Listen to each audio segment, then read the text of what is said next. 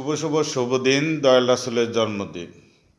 12ই রবিউল আউয়াল সোমবার, দয়াল রাসূলের জন্মদিন আমাদের আনন্দের দিন, খুশির দিন, কুল কায়নাতের রহমতের দিন। রাসূলের জন্মদিন যারা পালন করে তারা আল্লাহর প্রকৃত মুমিন, এবং আমরা নতুন প্রজন্মের কাছে আমরা এই জন্মদিন সম্বন্ধে সবাইকেও উদযাপন করার জন্য উৎসাহিত করব।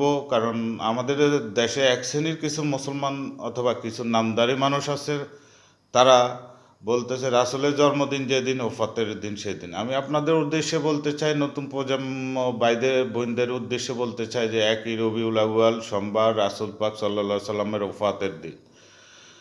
12ই রবিউল আউয়াল সোমবার দয়াল রাসূল সাল্লাল্লাহু সাল্লামের শুভ জন্মদিন। তাইলে 11 দিন তফাৎ কীভাবে একদিনে হয়? যেন আমরা রহমতে বঞ্চিত হই, রহমত থেকে আমরা যেন না পাই, সেই জন্য এক শ্রেণীর লোকে ফেতনা সৃষ্টি করে। তাই আমরা সবাই ফেতনার দিকে কান দেব না।